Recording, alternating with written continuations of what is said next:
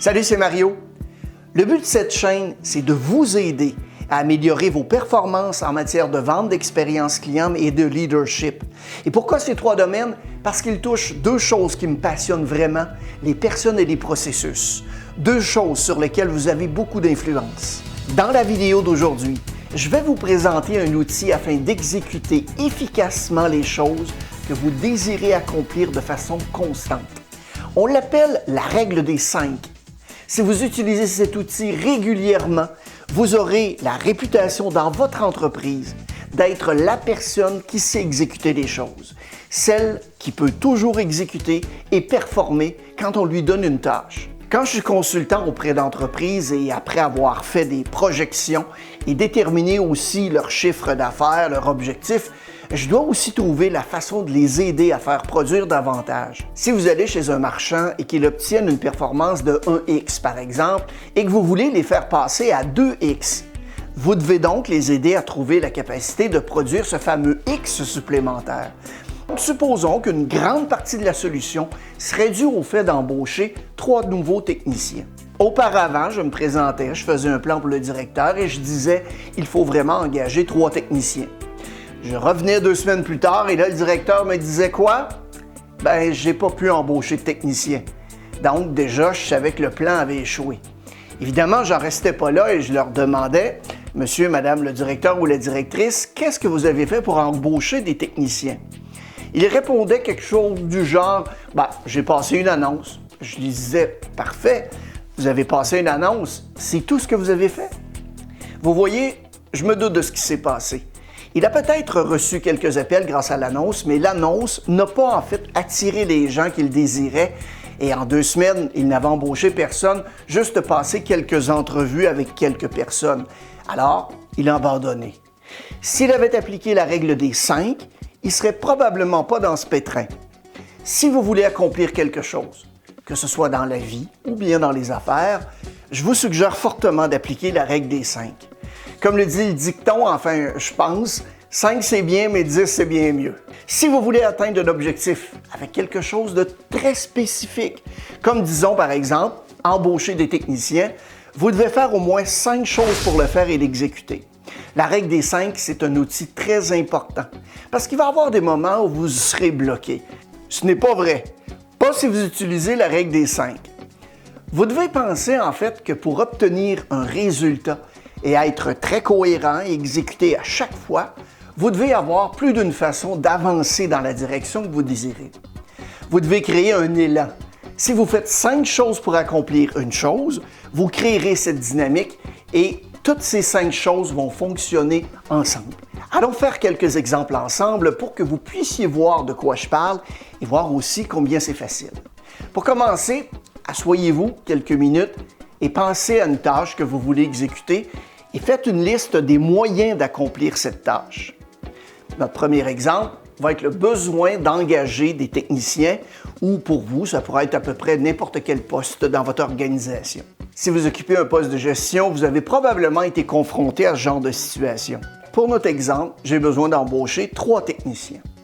Donc, question à se poser, quelles seraient les 5 choses minimum que je pourrais faire pour aider ce projet à aboutir pour que les nouveaux techniciens franchissent la porte rapidement? Réfléchissons un peu. Disons que la première chose que vous allez faire si vous voulez embaucher des techniciens, c'est de passer une annonce dans le journal local. C'est simple. Et disons que la deuxième chose que vous allez faire, c'est de passer une annonce sur Internet. Au moins 2 annonces. Maintenant, quelle est la troisième chose? Réfléchissez un instant. Qui sait comment trouver de bons techniciens mieux que d'autres techniciens? La troisième chose qu'on va faire, c'est donc d'imprimer un prospectus, un pamphlet de recherche, et on va dire à notre équipe actuelle, nous donnerons ici à la personne intéressée 1000 $ si vous nous recommandez un maître technicien ou un technicien qualifié. Vous recevrez 1000 $ après qu'ils aient travaillé pour nous pendant 90 jours. Laissez-moi vous dire que c'est l'un des outils de recrutement les plus efficaces pour trouver des techniciens. Disons que vous avez récemment embauché un bon conseiller technique qui venait d'un autre commerce et que les techniciens l'ont apprécié. Il peut les appeler et vont suivre cette personne.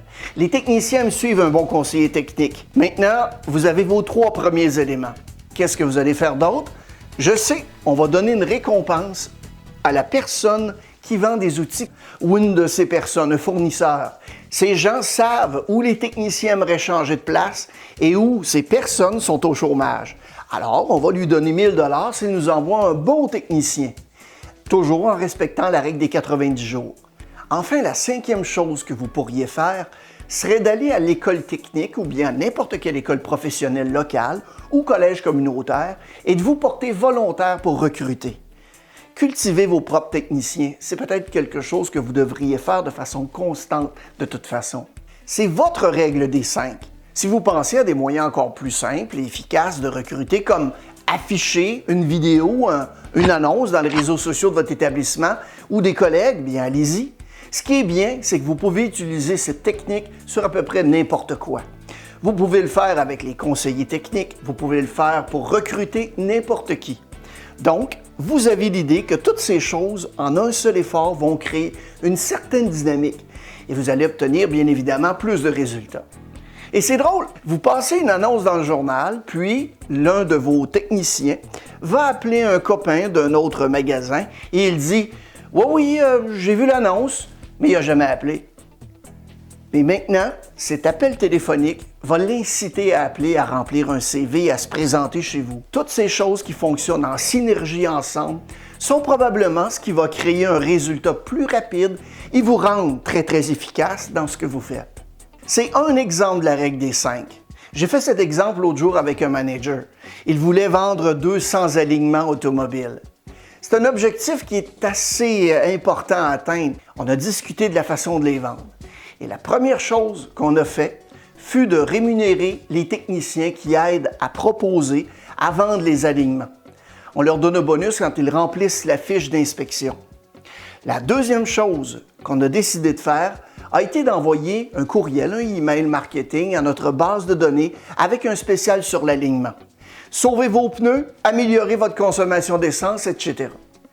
La troisième chose fut de donner du matériel de point de vente aux clients. Dans l'aire de service, il y a un agent d'accueil qui salue tous les clients.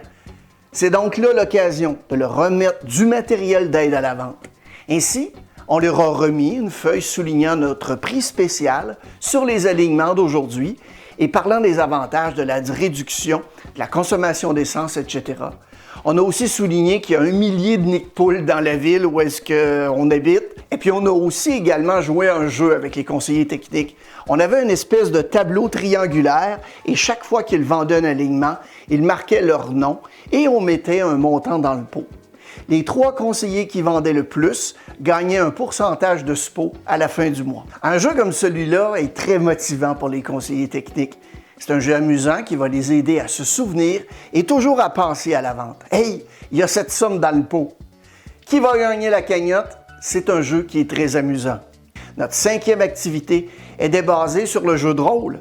Un jeu de rôle est un excellent outil pour aider vos conseillers à s'habituer à la vente et aussi à gérer toute situation potentielle qui pourrait se présenter à eux ou à elles.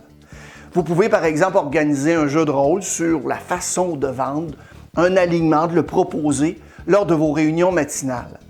C'est notre 5e outil de la règle des 5.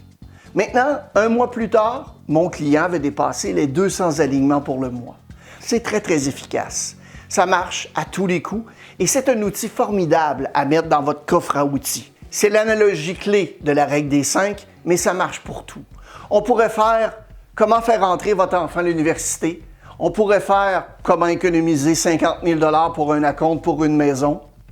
Quoi que ce soit, la règle des 5 fonctionne. J'espère que vous vous êtes fixé de grands objectifs, que vous êtes motivé pour les atteindre et que vous allez évidemment vraiment vous lancer.